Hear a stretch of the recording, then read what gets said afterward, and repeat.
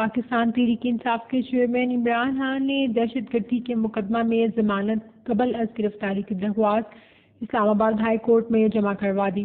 Chairman P T I کی جانب سے وکیل بابر اعوان اور فیصل چودھری ایڈوکیٹ نے ضمانت قبل از گرفتاری کی درخواست جمع کروائی۔ درخواست میں یہ موقف اپنایا گیا کہ پولیس نے جھوٹی